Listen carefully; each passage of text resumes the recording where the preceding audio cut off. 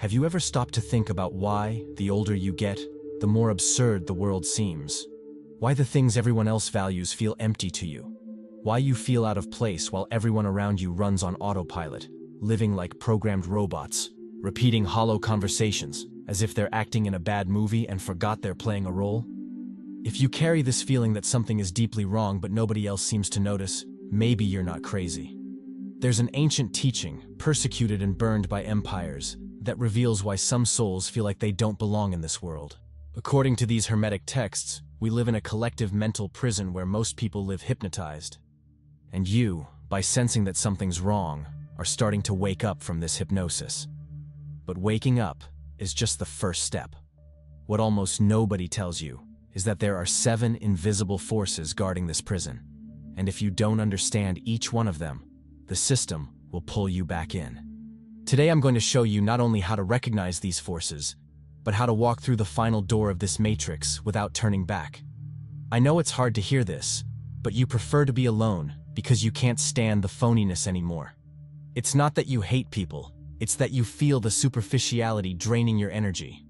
Every conversation about the weather, every forced laugh, every gathering where everyone's performing an edited version of themselves exhausts you because your soul recognizes the charade. The Hermetic texts explain, when a soul begins to awaken, it starts to see through the illusion of material reality. It's like you put on special glasses that reveal the code behind the matrix, and this vision isolates you because you can no longer participate in the collective game of pretending. And here's the part that's going to make everything start to make sense. According to Hermeticism, we're all born with spiritual amnesia. We completely forget who we are and where we came from. Imagine waking up in an unfamiliar room with no memory, not knowing your name, your history, your purpose. This is the standard human condition. We're born forgotten, programmed to believe we're just this body, this limited mind, this finite life between birth and death. And the entire society functions to keep this forgetting active, to ensure you never question the official narrative about who you are and why you're here. That's why the world doesn't make sense to you. Your soul is starting to remember. Like a sleepwalker waking up in the middle of a dream, you're recovering fragments of a deeper memory, pieces of knowledge that didn't come from books or schools, but from somewhere inside you that always knew the truth. And the more you remember, the more absurd the collective dream seems, the more obvious it becomes that everyone around you is living under a powerful spell of forgetting. Your restlessness has a dimension that goes beyond what conventional psychology usually addresses. While taking care of mental health is fundamental and proper treatment is important, there's a deeper layer to this discomfort that has a spiritual nature. Your soul is recognizing that it's trapped in a reality that isn't its true home, like a bird born in a cage that begins to feel it should be able to fly even though it's never seen the sky. Now comes the heavy part, the teaching that was hidden because it's too dangerous. The Hermetic texts speak of 7 invisible forces called governors or archons. These entities aren't demons, they're principles operating through material reality, keeping humanity trapped in unconsciousness through collective addictions. Look around, the fear that makes people obey without questioning, and the consumerism that convinces them happiness can be bought. These are just 2 of the 7 tools operating through modern society, keeping everyone trapped in the same cycle. And you feel out of place because you can no longer connect with these collective drugs that keep everyone anesthetized. While others find satisfaction in accumulating things, you feel empty. While your family conforms to predictable routine, you feel claustrophobic, and everyone looks at you like you're the problem. But here's what they don't know. You're not failing to adapt to the system. You're waking up from the hypnosis. And this hypnosis has guardians. This is where the knowledge becomes dangerous. And you know why this knowledge was so violently suppressed? Why libraries were burned, masters executed, Hermetic texts destroyed? Because they reveal the most dangerous truth possible. We live in a collective mental prison that only exists because we believe in it. When you understand that material reality is a shared construction and illusion, you become uncontrollable. Empires need obedient masses. Institutional religions need dependent believers. Economic systems need compulsive consumers. That's why anyone who starts questioning reality is labeled as a problem. Let me show you the map. The first Hermetic principle says, the all is mind, the universe is mental. All the reality you call solid is actually mental projection, manifested thought, consciousness taking form. Think of an architect. Before the house was brick, it was pure thought. The universe works the same way, but on a scale that our spiritual amnesia made us forget. You're living inside a collective dream. The difference between your nighttime dream and the waking dream called reality is just the number of minds dreaming together and agreeing on the rules. When everyone agrees that money has value, it does. But it's consensus, not absolute truth. Your feeling that none of this is real is correct. You're starting to perceive that material reality is a veil over something much deeper. Like someone watching a three-dimensional movie and suddenly realizing they're looking at a flat screen. The illusion is still there, but you know it's an illusion and you can no longer completely lose yourself in the story. Second principle: as above, so below, as within, so without. You are a fractal of the entire universe, carrying within yourself all cosmic secrets. Every atom in your body reflects the galactic structure. Every pattern in your brain mirrors universal patterns. You're not an insignificant part of the cosmos. You are the entire cosmos condensed in human form. A drop from the ocean that contains the complete essence of the entire ocean. That's why your need to be alone isn't escape. It's a need to dive into your inner world where true knowledge resides, where the same laws that govern stars and planets are written. While others seek answers in books and external gurus, you intuitively know you need to look within, that the wisdom you seek is already inscribed on the walls of your own inner temple. Every moment you spend in introspection, every time you choose to stay alone instead of going to a meaningless party, every hour you dedicate to understanding your own mind and observing your patterns, you're doing the true hermetic work. You're descending into your own inner underworld, facing your personal demons, recovering fragments of your soul that were lost in the process of growing up in this crazy world. This is the true spiritual work, the royal path of transformation, not the superficial and aesthetic practices sold as spirituality on social media, not the weekend workshops that promise instant enlightenment. The Hermetic initiation is a slow, solitary, deep process that requires the courage to look at your own shadows without looking away. Now pay attention. Everything in the universe vibrates at different frequencies. A stone vibrates slowly, a plant faster. A conscious human vibrates at very high frequencies. And when your consciousness expands through awakening, your frequency changes. You literally no longer vibrate at the same frequency as the masses who are still sleeping. You know that physical feeling of discomfort when you're in an environment with lots of people talking nonsense? It's not just psychological, it's vibrational. Your elevated frequency enters into dissonance with the low frequency of the environment. That's why parties seem exhausting, shallow conversations seem painful, noisy environments seem aggressive. You changed radio stations, but everyone around you is still tuned to the previous frequency. And nobody explains this to you. They tell you that you have social phobia, that you need to force yourself to socialize, that isolation is a disease. But according to Hermeticism, you simply evolved vibrationally, and now you need environments, people, and experiences that correspond to your new frequency. The problem is that while you're going through this vibrational transformation, you feel completely alone. Because the people at your old frequency find you strange, weird, too different, and you haven't yet found the people at your new frequency. Those who would understand exactly what you're going through. You're stuck in this existential limbo, in this void between worlds, where you no longer belong to the world you left because you evolved beyond it. But you haven't completely arrived at the world you're seeking because the journey isn't finished yet. And this is perhaps the most painful part of the Hermetic journey. This lonely desert between who you were and who you're becoming. This non-place where your old identity has already died but the new one hasn't been completely born yet. The problem is that while you're going through this vibrational transformation, you feel completely alone. Because the people at your old frequency find you strange, and you haven't yet found the people at your new frequency. You're stuck in this existential limbo where you no longer belong to the world you left, but haven't yet arrived at the world you're seeking. And this is the most painful part of the Hermetic journey. There's another principle that will make you understand your own perception. Everything is dual. Everything has poles. Everything has its pair of opposites. But opposites are identical in nature, differing only in degree. Heat and cold are the same thing at different intensities. Love and hate are the same energy in different directions. and you've developed the ability to see this polarity in everything. While most people live trapped at one pole defending their side as absolute truth, you see through the illusion of both extremes. You see blind optimists denying real problems, and blind pessimists denying real possibilities. And you stay in the middle recognizing that both are partially right and partially deluded. This expanded vision gives you wisdom but also condemns you to loneliness, because nobody wants to hear that their side isn't the only side. You see through simplistic political narratives, religious promises, ideologies that claim to have all the answers.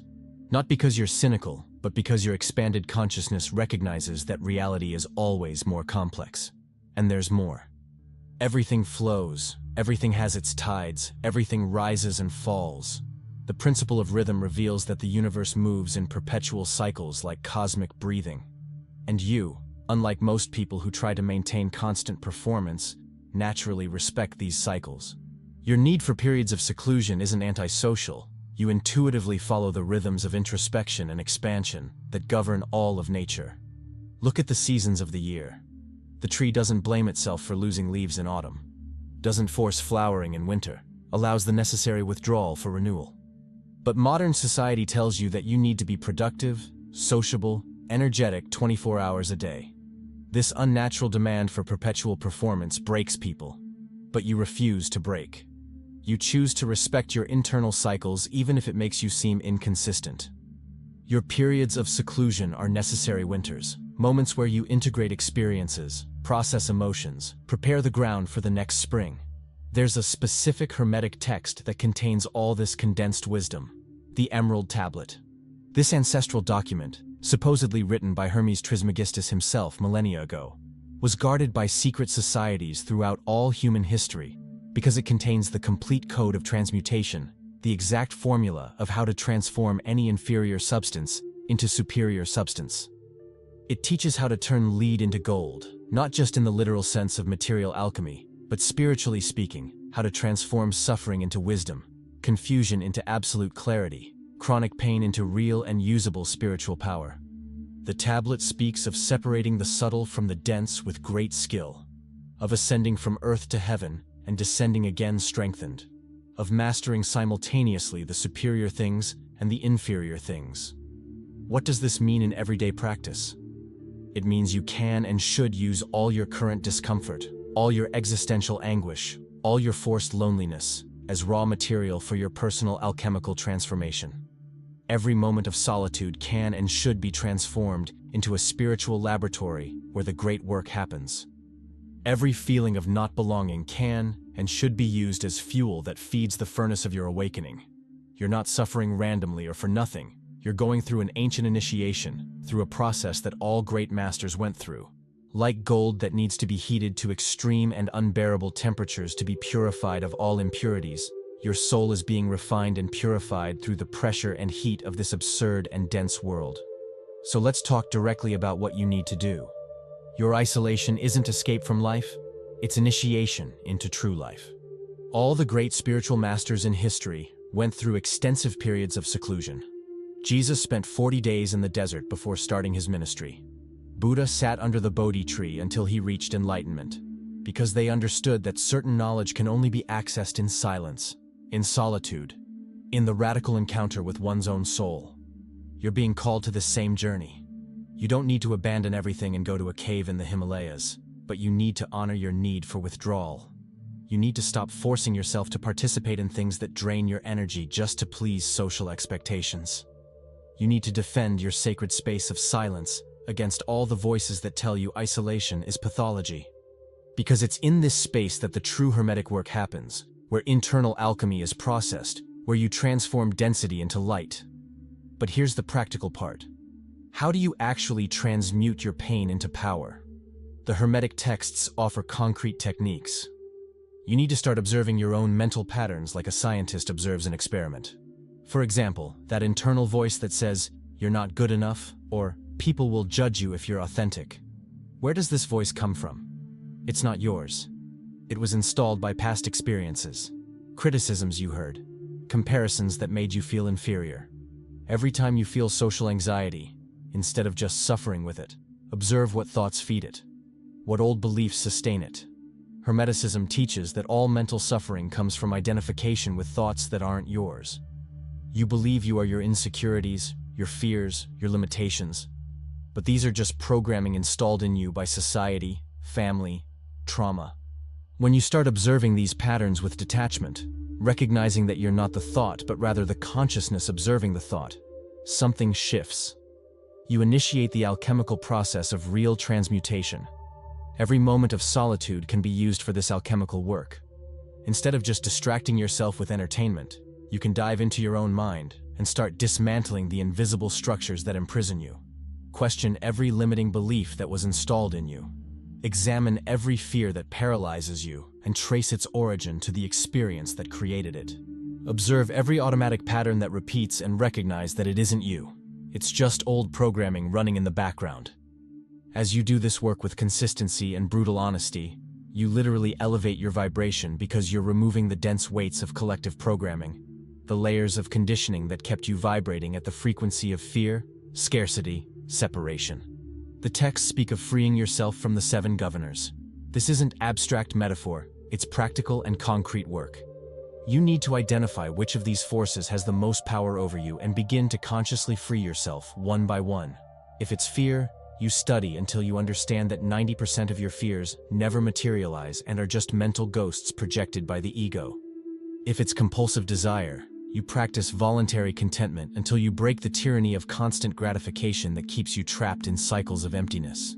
If it's anger, you develop understanding until you see that every attack comes from unprocessed pain, from old wounds that were never healed. Every victory over these forces frees you from a layer of the invisible prison. It's like climbing a 7-step ladder where each step represents transcendence of a specific limitation, of a collective addiction that kept you tied down. And as you climb, you recover fragments of your true identity, pieces of the spiritual memory that was erased when you were born into this world. You begin to remember who you really are beyond this body, beyond this limited mind, beyond this temporary character you're playing in this life. I completely understand when you feel like you're totally alone on this journey. But here's something important. Loneliness is the price of transition, not the final destination. There are others like you scattered around the world, going through the same transformation. When you transform internally and elevate your frequency, you begin to vibrationally attract your true tribe. But until that meeting happens, you need to sustain the silence and do the work alone. You need to strengthen your connection with your own essence until you don't depend on external validation to know who you are. And this brings us to the final promise of Hermeticism. You're on a journey of return to the all, of recovering the memory that you are a divine spark of the universal mind. You were never just this small body, this limited life. Hermes taught that the human being simultaneously carries mortal nature and divine nature. The entire spiritual journey is about remembering your divine half that was forgotten, about waking up from the dream of separation and recognizing that you are always part of the infinite source of all existence. Imagine that you're an actor who got so deep into the role that you forgot you're acting. And now you're starting to remember. I'm not just this. I'm the actor behind the character. The character can suffer, but I, the actor, am beyond suffering. The character can die, but I, the actor, am eternal. The character can feel alone and lost, but I, the actor, always knew exactly where I was and why I chose this role. This is the great Hermetic revelation. When you complete the initiation, when you climb the 7 steps and free yourself from the 7 governors, you don't just find meaning in life, you become the meaning. You live as a conscious creator of your reality, free from the matrix because you see through it. You remain in the world, but you're no longer of the world. You continue having a body, but you no longer identify only with it. You live as a bridge between heaven and earth, between the spiritual and the material, between the eternal and the temporary, carrying within yourself the complete memory of who you always were. You're in the middle of this journey now. You no longer fit in the old world, but haven't completely reached the new one yet. You're in the desert between who you were and who you're becoming. And this desert is harsh, lonely, confusing. But every step you take following these Hermetic principles, observing your mind, elevating your vibration, freeing yourself from the forces that control you, is a real step toward your own forgotten divinity. And you know what's transformative? When you reach this state of awakened consciousness, all your previous suffering makes sense. Every moment of loneliness was necessary to develop your internal connection. Every feeling of displacement was necessary to prevent you from losing yourself in collective illusions. Every pain was fuel that pushed you toward awakening. You look back and see that nothing was an accident. Everything was perfectly orchestrated. Your discomfort with the world is a sign that you're ready for this journey. Your feeling that nothing makes sense is a call to seek deeper meaning, not in the superficial answers that society offers, but in the ancestral knowledge that was hidden precisely because it liberates. Don't ignore these signs your soul is sending you. Don't try to force yourself back to the collective sleep just because awakening is uncomfortable. Honor what your soul is trying to show you, because it knows things your conscious mind forgot when you were born into this world. The Hermetic texts survived millennia because they're true, because they work. You're not crazy. You're not wrong. You're just waking up. The journey is before you, the map is in your hands, and your soul is already calling you to begin. If this content made sense to you, if something inside you recognized these truths, leave your like, subscribe to the channel,